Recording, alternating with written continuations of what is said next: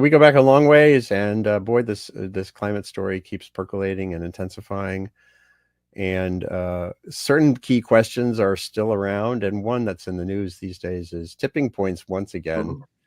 Mhm. And Michael, you've been thinking a lot about this. You study it, and maybe you could talk about the news angle. There is a new paper out, multi-author paper on with some conclusions about tipping points. It's sort of a reprise of a drill I've gone through periodically as these kinds of assessments come out. So, Michael, just give your quick kind of assessment. Why this is back in the news, and then we can talk about what it means and doesn't mean for policy. So the tipping point framing is a choice. There are a lot of phenomena which are arguably going to occur relatively rapidly, at least in geologic time. I mean, that could mean anything from over the course of a few decades to the course of a millennium. But it's faster than things would have happened were it not for humans messing with the climate. And then these phenomena are often irreversible. For instance, once you lose a big chunk of an ice sheet, it's effectively irreversible. Certainly, in a human lifetime, it can take 10,000 years to build it back.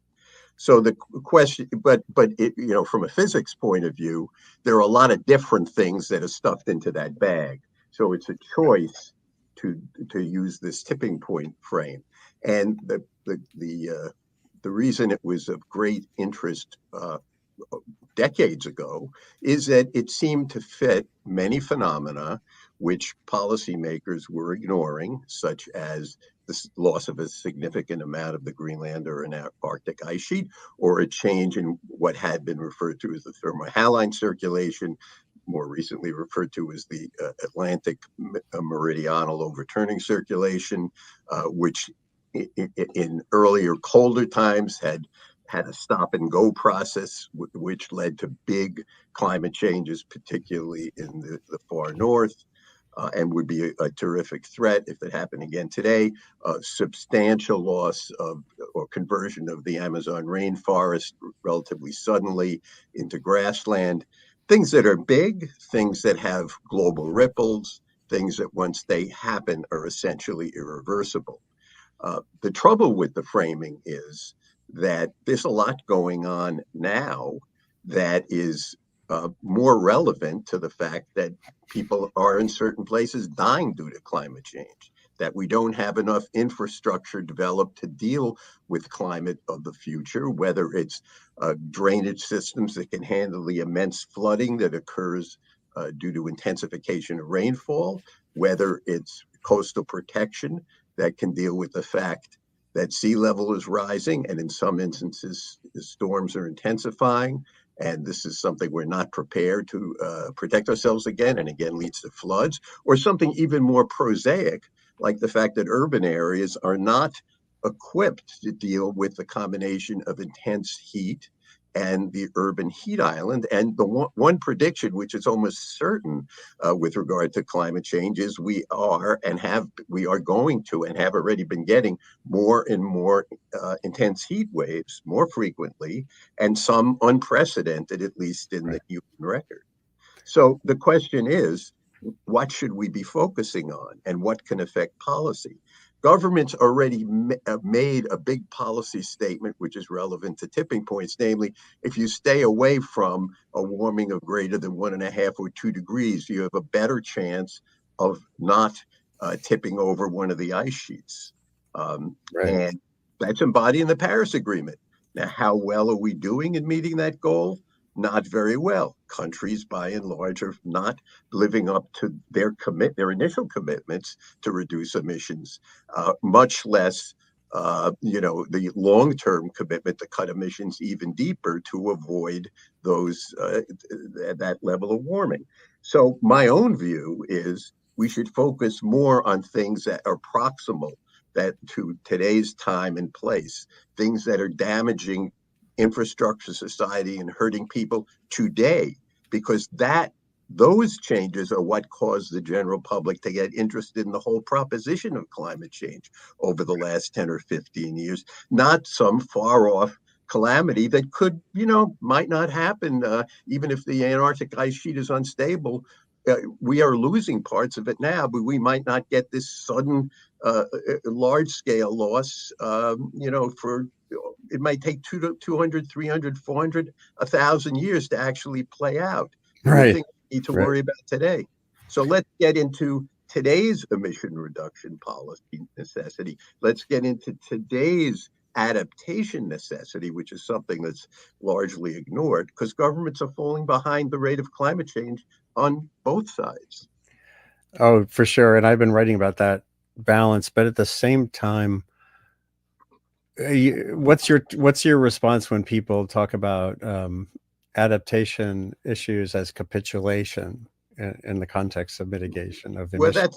that's an old storyline. We used to think about that back when I got involved originally, or you got involved in the early 1980s. That was certainly the position the environmental groups, at least, I was at EDF, and we were cautious about talking about adaptation because we thought we just didn't want to see that slipped in as a substitute policy for reducing emissions. And it was just too easy to think about it, too easy for governments to have an escape hatch. And in fact, the Bush administration, both the first and second Bush administrations, looked upon adaptation as what U.S. policy should be.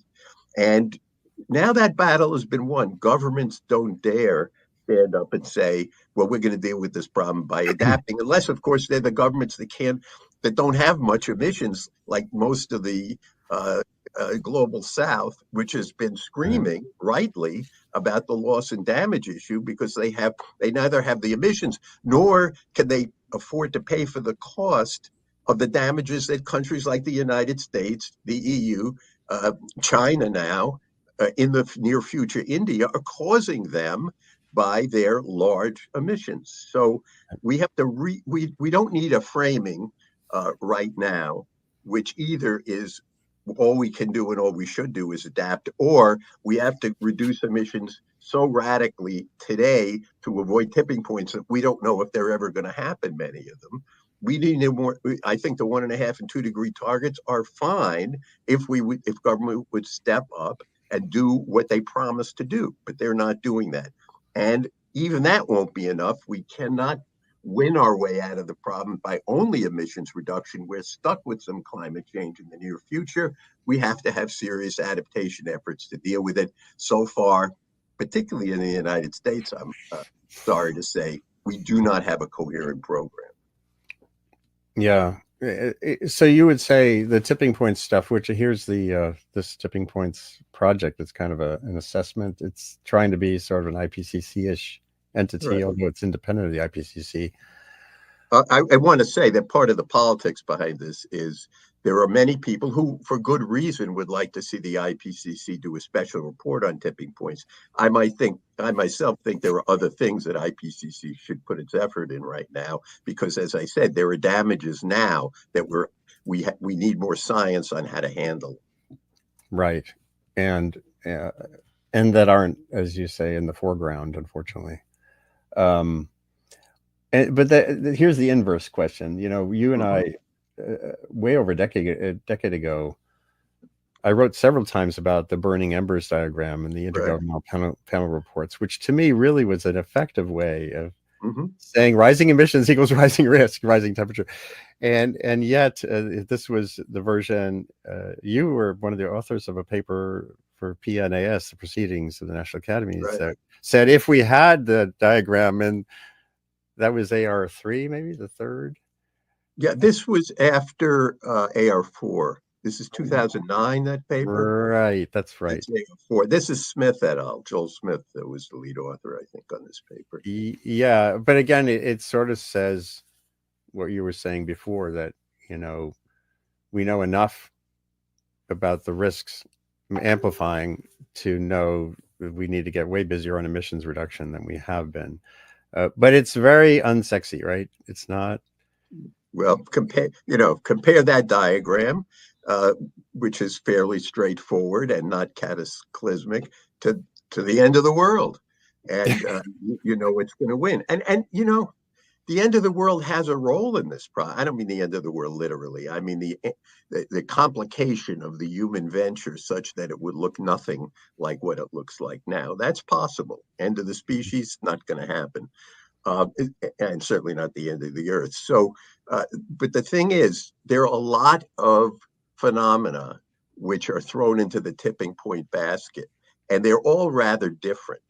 And although they all have this characteristic of fast change in geologic frame, not necessarily in human frame, and of being largely irreversible, that's about it. For instance, let's look at the Antarctic ice sheet, since you have a picture Right. here. This might be Greenland, not Antarctic, I'm not sure. But the thing is, okay, yes, the ice sheets are adding to sea level rise. They are a negative mass balance. They are deteriorating at the edges. This is a bad thing. But we don't, that you can't leap from that to the whole Antarctic ice sheet, 57 meters worth of sea level rise is going to all of a sudden wind up in the ocean in some time frame that's relevant to human beings. Right. That's not the way it goes. Even if the most sensitive part of Antarctica, the Amundsen Sea embayment, the Thwaites Glacier, starts to unplug the ice behind or in the rest of the Thwaites Glacier, that will mean at most about 1.5 meters of sea level rise, which is bad. But how long will it take? It'll play out probably over a couple of 100 years at minimum. And Right. then there is a question of whether that releases the remaining 3 meters or so in West Antarctica. We don't know.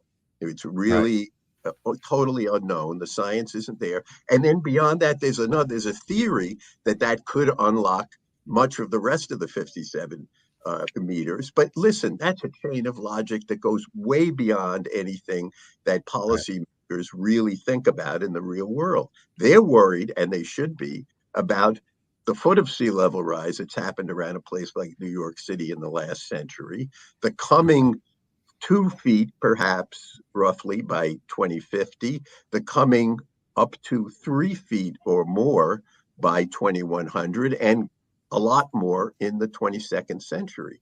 Those are time frames, particularly the first one, 2050, where decisions can actually be made that are sensible. We know damn well that what the sea level rise is likely to be around 2050, and the uncertainty is small enough so there's no problem making sensible policy for adapting to it, for defending ourselves.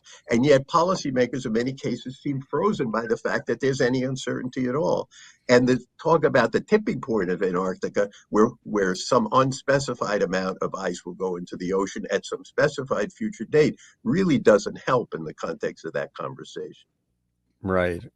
Um, so how do what would success look like to you? And how much of it's about the media? How much it's about scientists themselves? How much of it's about the framework convention and or the national, the U.S. policy? What would success look like? Success on what front? Success with Getting regard. getting the focus shift away from things that are sort of eye candy. Some of this a long time ago, for those who are really pushing the doomist button, there was a British progressive think tank that called it climate porn, meaning it's attractive, it's in your face, Right. and we get pummeled with it, and kids get actually doomified, like paralyzed by it.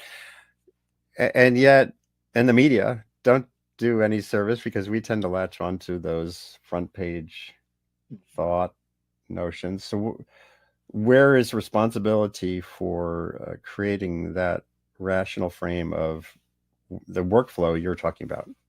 Well, you should always keep a framework in your mind when you talk about this problem or when you report on it that contextualizes things so that they are meaningful to people, so that people can listen to them, grasp them, and understand what is doable and what they can do about them. The whole story shouldn't be these pictures of total disaster at an uncertain time over an uncertain amount of the earth. It's just it doesn't help anymore. We look, doomsday in some form was useful in getting people's attention at one time or another. But now we know a lot more. We have a lot of details we can fill in. We have ways to talk about what's actually happening today and what is likely to happen in the near future that isn't sort of vague and, in fact, more threatening in its vagueness, maybe in some way, but is actionable. And those are the things that I would hope should grab most of the attention and most of the reporting space. It's not that it's irrelevant to talk about these big risks that are labeled tipping points. They are there, but they're really from the point of view of what individuals and policymakers need to think about now, a minor part of the risk assessment that needs to be done. Yeah. So I would like to see people focus on what are the actions that are getting done? How's the Inflation Reduction Act actually playing out on the ground? And you see the media reporting about this largely. I'm not Yeah. critiquing the media here because I think there's been a massive improvement lately on the way of reporting, at least in some of the big organs like the New York Times and the Washington Post. We're seeing discussions of what it means on the ground to be fixing the problem, either through emissions reduction or through adaptation. And more, there's a need to talk about adaptation because every day we go slowly toward doing what we should do on the emission side is another day that we're going to need to do more adaptation. You can't solve the problem by doing one or the other. You got to do both. And so, I see a tone in the media, which, look, let's face it, it's better than it used to be, but that's simply because we have more knowledge and there's more bad stuff going on now that enough of the media is finally paying the kind of attention that you paid to these issues for decades, after all. So I'm not criticizing the media here. I'm saying that as people absorb this story, they ought to put it in context. I'm not even criticizing the scientists who put out the report.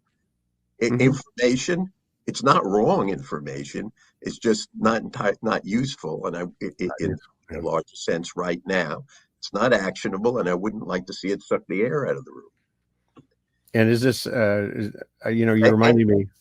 that there's yeah, and people, you might ask, so why is this discussion relevant? Well, it's relevant because some people have been pushing IPCC to spend a lot of resources on a special report on tipping points, and I frankly don't think it's merited. There are a lot of other things Mm. in the context of the climate problem that IPCC could be reporting on, like instead of a lot of vague stuff on adaptation, which they frequently report, it's the tone they use. Let's take it out of the theoretical realm and talk, as they did in a very good report in 2012, called, loosely referred to as a special report on disasters and climate adaptation.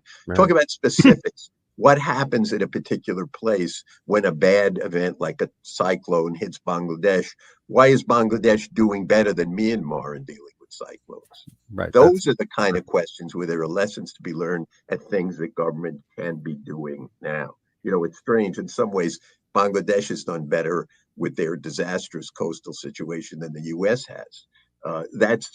That's something people can learn something from. that sounds really important too, for sure. Comparative analysis, and then this also gets to what young scientists should think about when they're focusing their inquiry and even pursuing their postdocs or the like. Getting that message toward the actionable side of things recalls for me.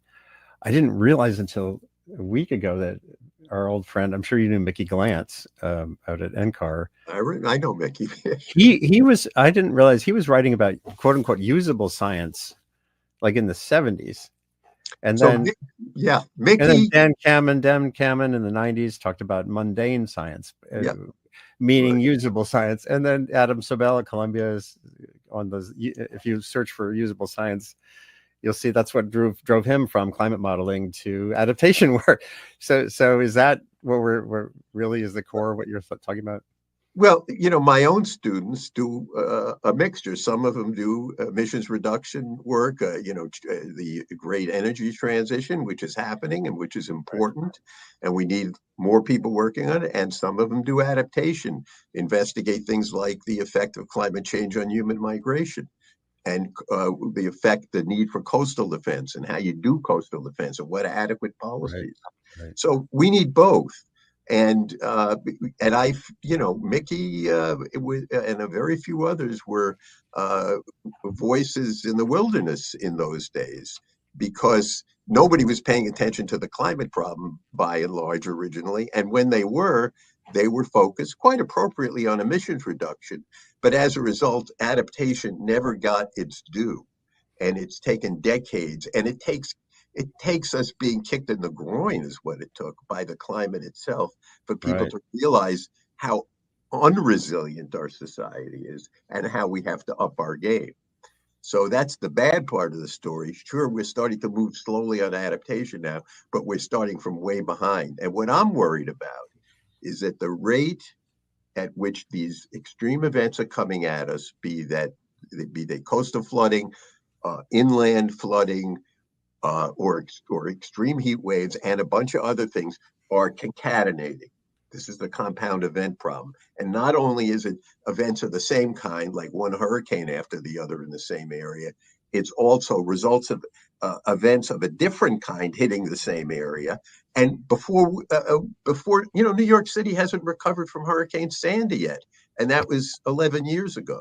I'm going to be And, showing you something here. This was I was out in the Rockaways recently, uh, and this is the response. The U.S. Army Corps of Engineers has piled a lot of sand on the beach in one small section of that area. And when you see this, how does this relate to your thinking about good and bad policy facing near-term risk? Well, first of all, I want to the Dutch do a lot of dune building too. It's not necessarily a bad thing. It's the right thing to do in some places. I'd rather see a set of dunes than a seawall Mm. in that area. But yeah, it's a little bit of an indication of the ad hocery that's going on in policy, because there is no comprehensive plan for protecting New York Harbor, Upper or Lower Harbor. The Corps of Engineers has a plan. It's unrealistically expensive. It involves a lot of bad decisions as far as how individual communities would be affected, or how individual communities would be not defended under their plan. And that's going to be a whole other discussion. But the point is that we haven't thought through what we need to do over the next 30, 50, 100 years to protect ourselves from risk like sea level rise. And in the meantime, the damaging events are going to come more and more frequently. There's going to be less and less time to recover in between events. And as a result, unless we up our game significantly, we're going to get a permanent depression in local economies and perhaps the national economy, because we're going to spend too much of our income fixing up and never getting it totally fixed. Next one comes along, pushes you down a little further. That's the world we can't afford to get in. Is there there's one last? I mean, there's lots more we could talk about. I know you're constrained on time, but We could do one, this again, Andy. I haven't talked to you in a while. yeah, there's lots to catch up on. One is, to me, one thing I learned again from talking to a lot of disaster research people who are not necessarily climate scientists is about the basic formula for risk, climate risk. Uh, Exposure and vulnerability are these huge drivers, and they're changing faster than the climate is changing. And when I look at that dynamic, I wonder even if the word adaptation, which is always framed around climate change, adapting to climate change, feels like it's distracting us from simply the core responsibility of reducing vulnerability for those who are most vulnerable, and that, which is there with or without climate change. I don't know if that makes sense No, ultimately. it does. And I'll give you, so we did a study a few years ago. One of my graduate students was part of it, which basically showed that in Bangladesh, where everybody thinks, oh, everybody's going to be fleeing the coast. Actually, the opposite is continuing to happen, because the economic development and job opportunities are down near the same areas that get flooded and get hit by cyclones. And and that's the way it's projected to continue in this study, even under relatively high emission scenarios. People need those jobs. They need the ability to be able to feed themselves and their families. And that kind of means there's this underlying development exigency, which actually in many cases runs contrary to protecting ourselves against climate change. And governments and individuals have to put the two together. We have to have patterns of development which make us less rather than more vulnerable. That's where we're really falling short. Right. I think this is that study that you were just describing, 2021. Despite sea level rise risk, migration to some threatened coastal areas may increase. This was a Princeton release. Right. And actually, Tellman and others, Beth, did work in 2021 that showed globally we're moving into flood prone areas faster than flooding patterns are changing. The same thing because of the exigency of work and urbanization, which, as to me, again, setting aside if anyone wants to fight about how much of some particular flood is climate related, you almost don't have to have that argument. You can just say, look, we're creating vulnerabilities and exposure in rapid. Well, you need to talk about both ends of the problem. One's the Yeah, science, one's the human science. For too long, the human sciences were the caboose. We need two out engines pulling this train. Let me leave it at that, Andy, because I got that's it. a good place. That's a good moment.